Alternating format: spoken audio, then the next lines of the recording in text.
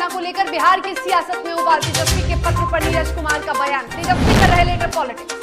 RJD supremo Lalu Yadav से मुलाकात कर झारखंड के सीएम हेमंत सोरेन ने जाना हाल। लालू यादव को बताया अभिभावक। मोतिहारी में करीब 22 लोगों से भरी नाव पलटी। 6 लोगों का शव बरामद। अन्य लोगों की तलाश में जुटी पुलिस। और बिहार पंचायत चुनाव के पहले फेज में 10 जिलों की 151 पंचायतों का आज आएगा रिजल्ट। मतगणना जारी। नमस्कार, आप देख रहे हैं डीटीवी भारत। आपके साथ मैं हूं शर्मिला चौहान और इस वक्त की बड़ी खबर के साथ बुलेटिन की शुरुआत करेंगे। बड़ी खबर है बिहार में जातीय जनगणना को लेकर। जातीय जनगणना पर बिहार की सियासत में लगातार उबाल देखा जा रहा है और ऐसे में अब तेजस्वी ने 13 सीएम सहित 33 नेताओं को पत्र लिखा है जातीय जनगणना को लेकर। उस पर भी सियासत शुरू हो गई है। जेडीयू ने तेजस्वी यादव के पत्र पर हमला बोल दिया है। जेडीयू के मुख्य प्रवक्ता ने जातीय जनगणना को लेकर कहा है कि JDU Tejashwi Yadav letter politics कर रहे हैं। जेडीयू के मुख्य प्रवक्ता नीरज कुमार का यह बयान सामने आया है। उन्होंने कहा है कि तेजस्वी यादव लेटर पॉलिटिक्स कर रहे हैं। तो बता दें कि जातीय जनगणना पर बिहार की सियासत में उबाल देखा जा रहा है। तेजस्वी यादव ने 13 मुख्यमंत्री सहित 33 नेताओं को पत्र लिखा था। जेडीयू ने तेजस्वी यादव के पत्र को लेकर हमला बोल दिया। जातीय जनगणना को लेकर जेडीयू को केंद्र पर अब भी आस है। जेडीयू को ऐसा लगता है कि अब भी जातीय जनगणना बिहार में हो सकती है, लेकिन अब पत्र को लेकर जेडीयू के मुख्य प्रवक्ता नीरज कुमार का बयान सामने आया है। नीरज कुमार ने साफ तौर पर तेजस्वी यादव पर तंज कसते हुए कहा है कि तेजस्वी यादव लेटर पॉलिटिक्स कर रहे हैं।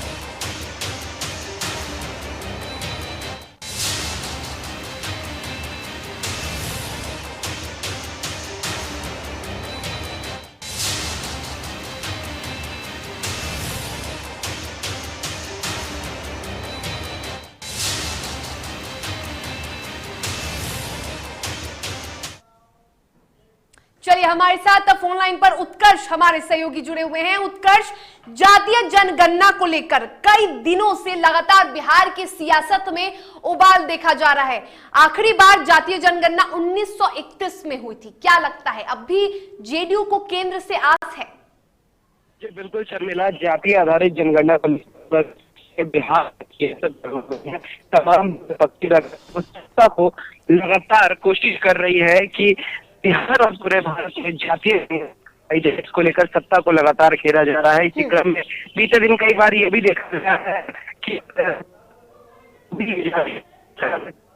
कुछ ऐसी पार्टियां हैं जो कह रही हैं जातीय जनगणना होनी चाहिए, लेकिन भारतीय जनता पार्टी द्वारा साफ तौर पर कहा गया है कि नहीं कराया जा सकता है। केंद्र में जिस तरीके से जातीय जनगणना को लेकर सुप्रीम कोर्ट में भी हलफनामा दिया गया कि भारत में जातीय जनगणना कराना काफी मुश्किल है, तो नहीं कराया जा सकता है। इसको लेकर आज नीरज कुमार ने भी साफ तौर पर कह दिया कि बिहार में जातीय जनगणना होगी, क्योंकि नीतीश कुमार आज से नहीं, जब कैबिनेट मिनिस्टर थे तब से इस चीजों को लेकर उठा रहे हैं और कहीं ना कहीं ये बात साफ है कि बिहार में जातीय जनगणना होगी। हालांकि केंद्र सरकार द्वारा साफ रुख अभी तक नहीं अपनाया गया है, ऐसा नीरज कुमार का कहना है। जिस दिन केंद्र सरकार द्वारा कह दिया जाएगा कि बिहार में जातीय जनगणना नहीं होगी, तो बिहार सरकार अपने हिसाब से बिहार में जातीय जनगणना कराएगी। बिल्कुल, लगातार तेजस्वी यादव भी उत्कर्ष, मुझे याद है कि तेजस्वी यादव जब विधानसभा का सदन चल रहा था उस वक्त भी उन्होंने यही कहा था कि मुख्यमंत्री नीतीश कुमार अपने खर्चे पर बिहार में जातीय जनगणना करवा सकते हैं। जातीय जनगणना को लेकर प्रधानमंत्री नरेंद्र मोदी से भी प्रतिनिधिमंडलों ने मुलाकात की थी। आखिर बात क्यों नहीं बनी?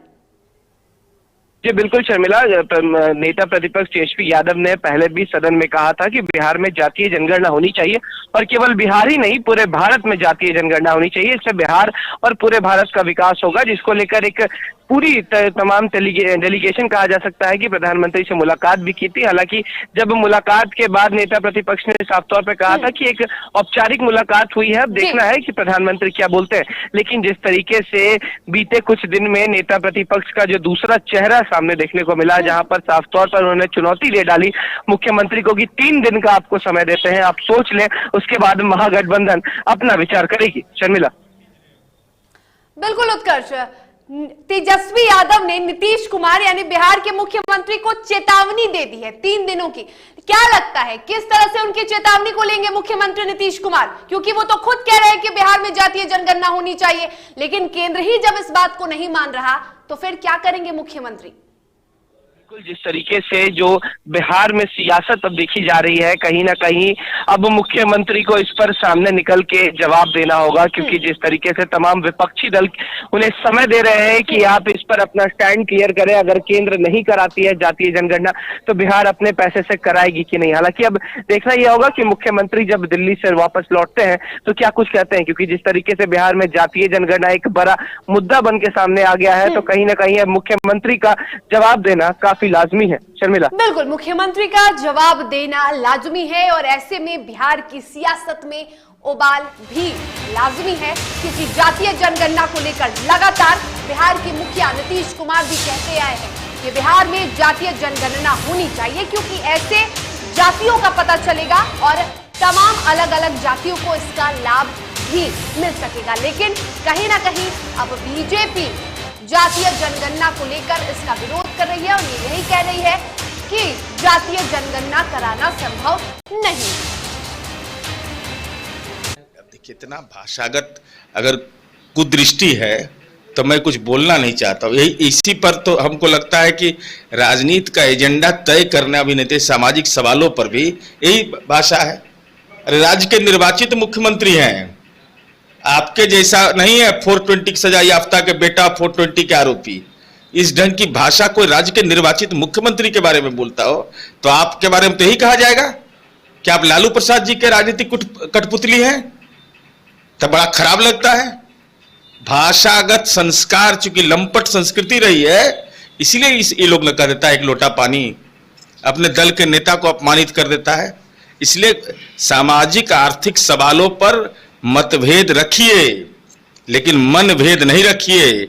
यह विधानसभा का सर्वसम्मत प्रस्ताव है, इसलिए कृपा कर करके राजनीतिक तेजस्विता अगर दिखाना है आपको तो अपने दल के अंदर दिखाइए।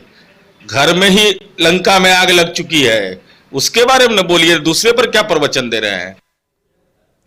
और खबरों में आगे बढ़ेंगे तो जाति आधारित जनगणना को लेकर बीजेपी कोटे से बिहार सरकार में मंत्री जनक राम ने भी बयान दिया है। उन्होंने कहा कि छोटी पार्टियों को ऐसा लगता है कि जाति आधारित जनगणना कराने से उन्हें चुनावी लाभ मिलेगा, लेकिन अब जनता को यह समझ आ गया है कि उन्हें विकास चाहिए, रोजी रोटी चाहिए, मकान चाहिए। केवल जाति के आधार पर अब सरकार नहीं चलाई जा सकती है। सरकार के स्तर पे मॉनिटरिंग हुआ होगा और मुझे लगता है कि बिहार के मुख्यमंत्री जी के नेतृत्व में बैठक हो रही है तो उसका निर्णय कहीं ना कहीं अच्छा आएगा। और ये चिंता का विषय है, अगर बिहार में इस तरह की बातें आ रही है तो दुर्भाग्य है। और मुझे तो लगता है कि देश के प्रधानमंत्री और राज्य के मुख्यमंत्री जी के नेतृत्व में अच्छा काम हो रहा है और सबको समाज में जैसे जैसे शिक्षा बढ़ रही है तो शिक्षा के अभाव में थोड़ा सा नक्सल से काफ़ी लोग जुड़ चुके थे, लेकिन धीरे धीरे मुख्य धारा में जोड़ने के लिए रोटी, कपड़ा, मकान, शिक्षा, उनके बस्ती में रहने का घर, चलने का सड़क, जैसे जैसे उपलब्ध सरकार कर रही है, मुझे लगता है कि उससे लोगों को अब मुख्य धारा में जोड़ने का अवसर प्राप्त हो रहा है। फिर भी कहीं इस तरह की बातें आ रही है तो उस पर सरकार ने एजेंडा बना के काम कर रही है और आने वाले दिनों में स्वतः ये समाप्त हो जाएगा। और झारखंड के मुख्यमंत्री हेमंत सोरेन ने दिल्ली में आरजेडी सुप्रीमो लालू यादव से मुलाकात की। वहीं मुख्यमंत्री ने उनके स्वास्थ्य की जानकारी भी ली। सीएम हेमंत सोरेन ने मुलाकात की तस्वीर अपने ट्विटर पर शेयर की है और साझा करते हुए उन्होंने ये लिखा है कि लालू यादव मेरे अभिभावक की तरह है। बता दें आपको कि सीएम हेमंत सोरेन गृह मंत्री अमित शाह के साथ नक्सलवाद के मुद्दे पर होने वाली बैठक में शामिल होने दिल्ली पहुंचे थे और इस दौरान उन्होंने लालू यादव से मुलाकात की और उस तस्वीर को अपने ट्विटर अकाउंट पर भी साझा किया। तो लालू यादव से मुलाकात कर उनका कुशल क्षेम जाना है हेमंत सोरेन ने और लिखा भी है कि परमात्मा आपको उत्तम स्वास्थ्य और दीर्घायु प्रदान करे, आप मेरे अभिभावक की तरह हैं। हेमंत सोरेन जो कि झारखंड के मुख्यमंत्री हैं, उन्होंने बिहार के पूर्व मुख्यमंत्री और आरजेडी सुप्रीमो लालू प्रसाद यादव से मुलाकात की। और आज पटना के शिक्षक न्याय मोर्चा की राज्य कार्यकारिणी की बैठक में बता दें कि लगातार कई फैसले लिए जा रहे हैं और इस बैठक में कई अहम फैसले लिए गए।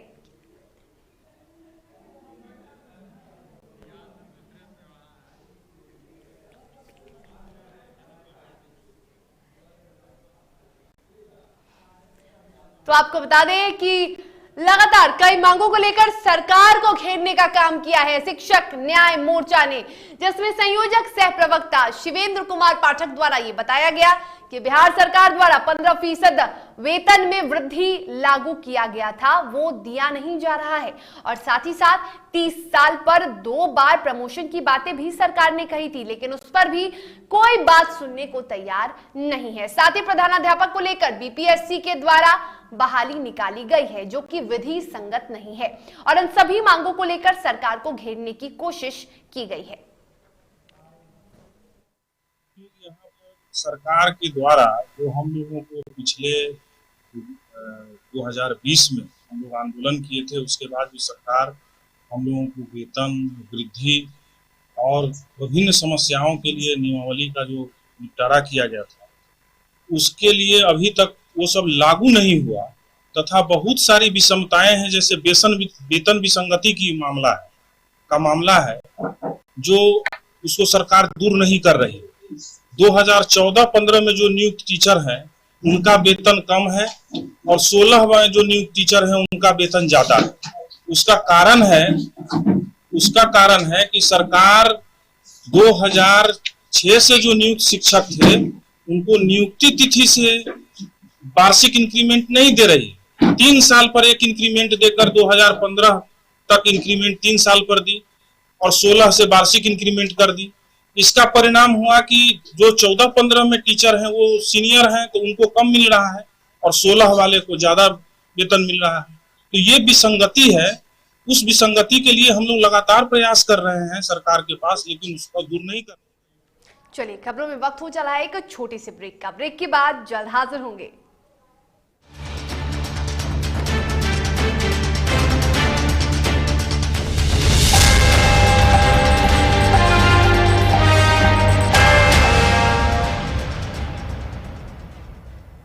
Elite institute. अगर आपके अंदर चाह है तो एलीट आपकी राह है। आईआईटी हो या मेडिकल, आप चाहते हैं अपने आप को उत्कृष्ट दिखाना, आप चाहते हैं खुद को एक आईआईटीएन के रूप में दिखना या मेडिकल के क्षेत्र में आगे बढ़ना, तो एलीट आपके लिए बहुत बड़ी ताकत के साथ आपके सामने है। आइए, खुलिए, बढ़िए, पहुंचिए। Elite institute.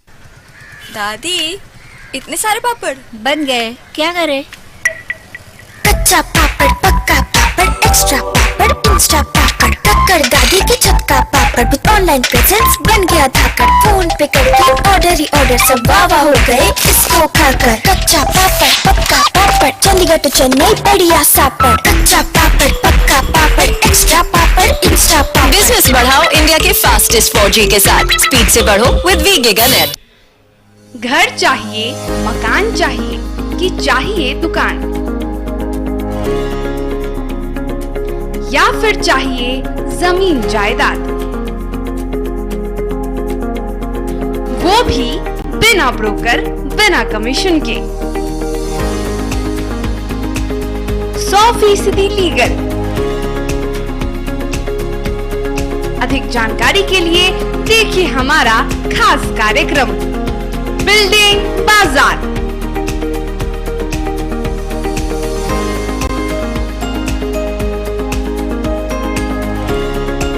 Finance expert engineer Madan Gupta के साथ सिर्फ DTV भारत पर, शनिवार और रविवार रात 8:30 बजे।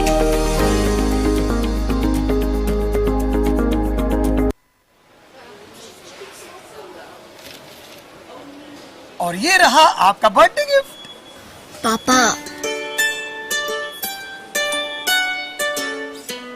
बेटा ये कैसा है? ये दुनिया क्यों न समझे, मेरी दुनिया बदल गई।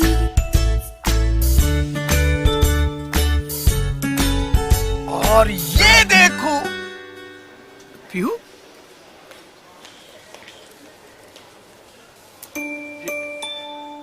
पीहू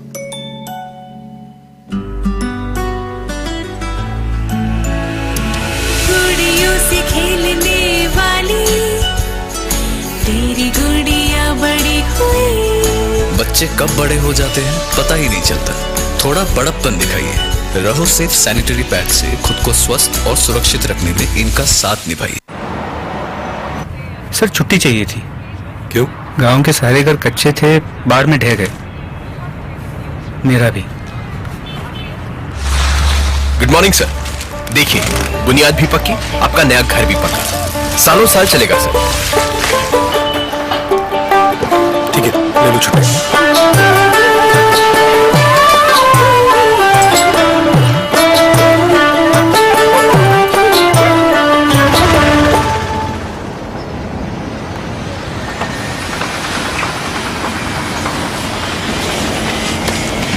लो, हो गया घर पक्का, छुट्टी कैंसिल।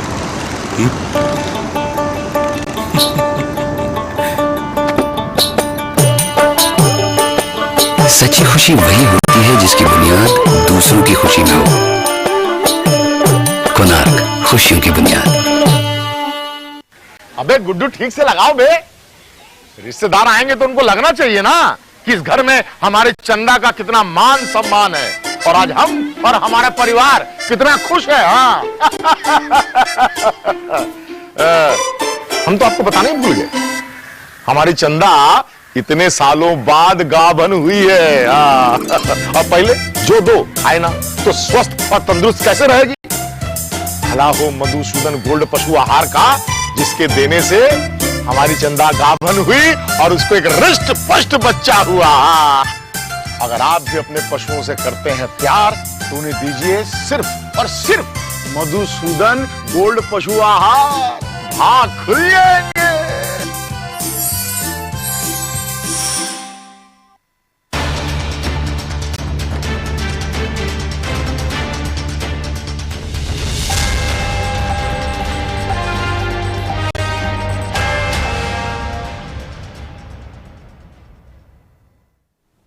और ब्रेक के बाद एक बार फिर से आप सभी का स्वागत है। चलिए, पंचायत चुनाव को लेकर बड़ी खबर आपको बताते हैं। बड़ी खबर औरंगाबाद से है, जहां पंचायत चुनाव की परिणाम घोषित हो गई है। पहले चरण के मतगणना का परिणाम घोषित हुआ है और ऐसे में परिणाम के मुताबिक आपको बता दें कि सुजीत कुमार सिंह ने संतोष सिंह को हराया है। संतोष सिंह को उन्होंने 221 मतों से पराजित किया है।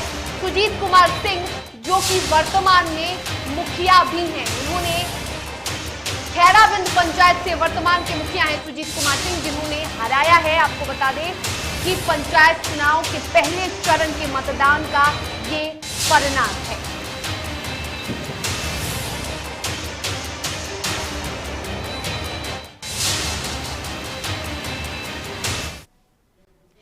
चलिए, हमारे साथ औरंगाबाद से हमारे सहयोगी रुपेश जुड़े हुए हैं। रुपेश, मतगणना की परिणाम घोषित हो चुकी है और ऐसे में सुजीत सिंह आगे रहे हैं, क्या कुछ अधिक जानकारी है? जी सर, मैं बता दूं कि पंचायत चुनाव का जो है कि मतगणना का परिणाम अब जैसे जैसे लोगों के निकल करके सामने आ रहा है, कई प्रत्याशियों की तो जीत की घोषणा भी कर दी गई है और जीत दर्ज भी कर ली है, जिसका उत्साह देखने को मिल रहा है। जो प्रत्याशी के समर्थक है वो फूल माले लेकर के और अपने प्रत्याशी की बाहर निकलने की कयास लगा करके टकटकी लगा करके बैठे हुए हैं और काफी उत्साहित दिख रहे हैं। कई ऐसे लगभग अगर बात करें तो आधा दर्जन प्रत्याशियों ने अपनी जीत हासिल कर लिए हैं। जी शर्मिला, बिल्कुल, मतगणना को लेकर जिस तरह से परिणाम आ रहे हैं, फिलहाल मतगणना केंद्र की क्या स्थिति है रुपेश?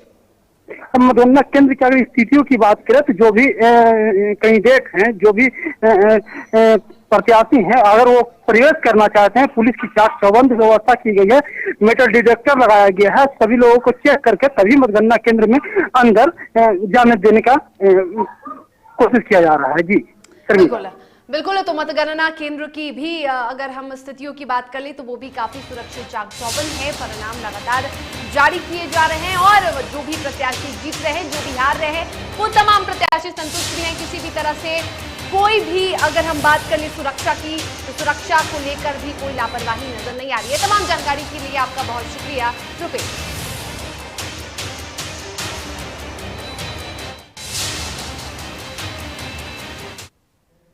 एक तरफ औरंगाबाद और दूसरी तरफ मुंगेर में त्रिस्तरीय पंचायत चुनाव के तहत तारापुर प्रखंड के 10 पंचायतों में मतदान का आज फैसला होने वाला है। मतगणना का परिणाम घोषित किया जाएगा। बता दें कि तारापुर प्रखंड के विभिन्न पदों के 908 प्रत्याशियों के किस्मत का फैसला आज होने वाला है। किसके सर पर जीत का शहरा होगा, जीत का ताज होगा, ये आज पता चल जाएगा कि जनता ने किसे जीत का ताज पहनाया है। और इसके लिए जिला और पुलिस प्रशासन के द्वारा राज्य निर्वाचन आयोग के निर्देशानुसार सभी तैयारियां हो चुकी है। साथ ही तारापुर प्रखंड के मतगणना कार्य को संपन्न कराने के लिए कई टेबल बनाए गए हैं। आपको बता दें कि मतगणना को संपन्न कराने के लिए 17 टेबल बनाए गए हैं। तो पंचायत चुनाव को लेकर मुंगेर में भी मतगणना जारी है और 908 प्रत्याशियों का फैसला आज होगा। उनके जिस तरह से मतदान हुआ है 24 सितंबर को यानी शुक्रवार को जो मतदान हुआ है उसका आज फैसला होने वाला है। तो प्रत्याशियों की किस्मत का आज फैसला होने वाला है। किसके सर पे जीत का ताज जनता पहनाएगी, किसे जनता चुनेगी, वो आज पता चलेगा।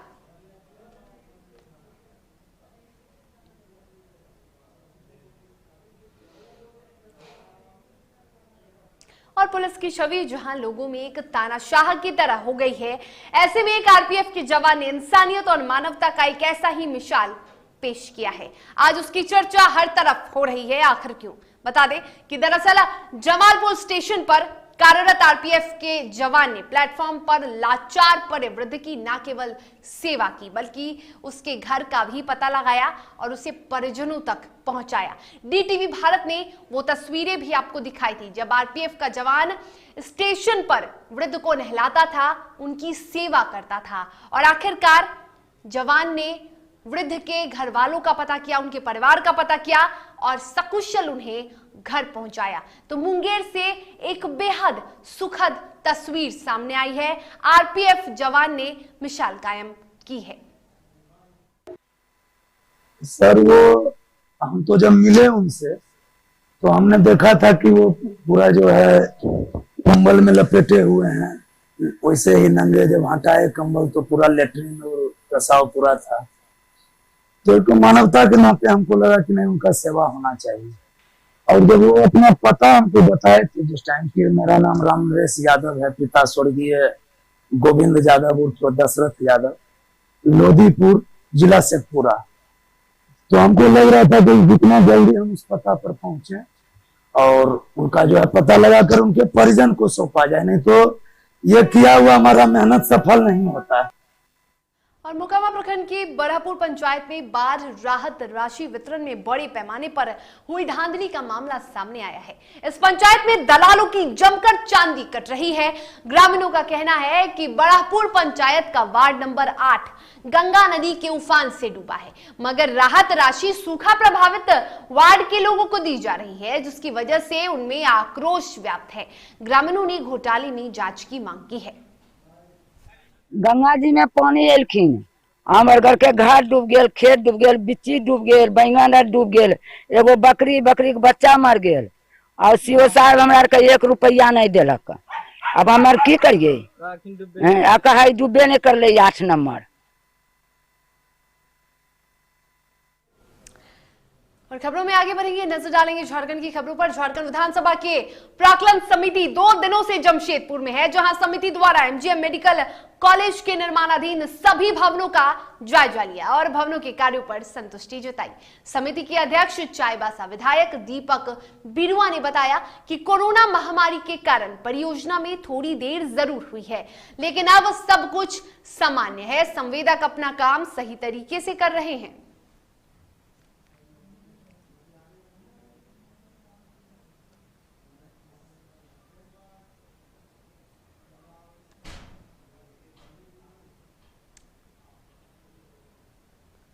और जमशेदपुर में भवन कार्य को लेकर जायजा लिया है प्राक्कलन समिति ने। प्राक्कलन समिति का 2 दिवसीय दौरा था, जहां निर्माणाधीन भवनों का जायजा लिया है समिति ने। और अब खबर मोतिहारी से, जहां मोतिहारी के सिकरहना नदी में नाव पलटने से 22 लोग डूब गए। स्थानीय लोगों ने नदी से 6 शव को बरामद किया है। बाकी लोगों की तलाश भी अभी जारी है। हादसा शिकारगंज थाना के गोड़िया गांव में हुआ है। बता दें आपको कि गोड़िया गांव के 20 से 25 की संख्या में लोग खर काटने नाव पर सवार होकर नदी के उस पार जा रहे थे और बीच धारा में पहुंचते ही पानी के तेज बहाव के कारण नाव पलट गई। अब तक मिली जानकारी के अनुसार 22 लोगों के डूबने की सूचना है और हादसे की जानकारी मिलते ही स्थानीय पुलिस और अधिकारी मौके पर पहुंचे। लापता लोगों की खोजबीन शुरू की गई और इसके लिए गोताखोरों को भी लगाया गया। बता दें करीब 6 लोगों का शव बरामद हुआ है। सिकरहना एसडीओ, डीएसपी सहित अनुमंडल के सभी पदाधिकारी मौके पर पहुंच चुके हैं।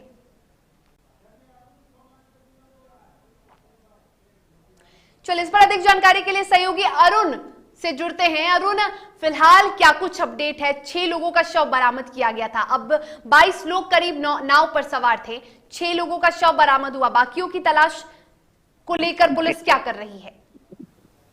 अभी तुरंत घटना के 4 घंटे बाद जिलाधिकारी प्रभारी जिलाधिकारी और मंडल पदाधिकारी एनडीआरएफ की टीम घटनास्थल पर पहुंच गई और बाकी शवों की तलाश जारी कर रही है। बिल्कुल अरुण, एक और बात जानना चाहेंगे कि लगातार नाव पर ज्यादा संख्या में जब लोग बैठते हैं तो नाव पलट जाती है। ऐसे हादसे बिहार के कई जिलों में हो चुके हैं, कई लोगों की मौतें हुई हैं, फिर भी प्रशासन सख्त क्यों नहीं है, रोक क्यों नहीं लगाता है? हालांकि कुछ कहा नहीं जा सकता। लोग जो है जहाँ व्यवस्था नहीं है सड़कों की, वहाँ से पशुओं का चारा लाने के लिए बाढ़ग्रस्त इलाके में लोग नाव की सवारी करते हैं और जिनके साथ भी घटना होती है वो जानते हैं, मगर भागम भाग के स्थिति में आर्थिक कमजोर होने की वजह से लोग नाव पे चढ़ जाते हैं जबरदस्ती, जिसका नाव संतुलन खो देता और वो डूब जाते हैं। हालांकि प्रशासन इसमें क्या कर सकती है। चलिए, तमाम जानकारी के लिए आपका बहुत शुक्रिया अरुण। आपको बता दें कि मोतिहारी में नाव पलटने से 6 लोगों का शव बरामद किया गया है। 22 लोग नाव पर सवार थे। घटना यहाँ के स्थानीय लोग जो अब जिनकी अर्थव्यवस्था नदी के उस पार है, जो खेती के लिए, पशुपालन के लिए, चारा लाने के लिए प्रतिदिन जाते हैं, आज एक नाव पर 12-14 आदमी जा रहे थे और नाव से वापसी के क्रम में नाव डूब गई है और 4 आदमी बरामद हुए हैं जो लोग अस्पताल में जिनके इलाजरत हैं। एक बॉडी मिली है, एनडीआरएफ की टीम आ रही है और बाकी रेस्ट लोग जो थे वो बच गए हैं। के साथ खबरों के सफर में फिलहाल इतना ही। तब तक के लिए मुझे दीजिए इजाजत, लेकिन आप स्वस्थ रहिए, सुरक्षित रहिए और देखते रहिए DTV भारत। नमस्कार।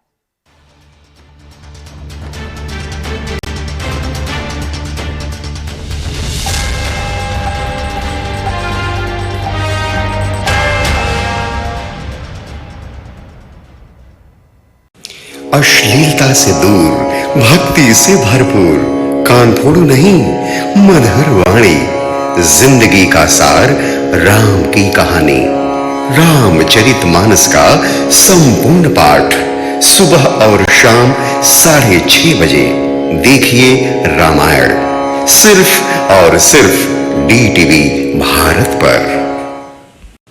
अश्लीलता से दूर, भक्ति से भरपूर, कान फोड़ू नहीं, मधुर वाणी, जिंदगी का सार, राम की कहानी, रामचरितमानस का संपूर्ण पाठ,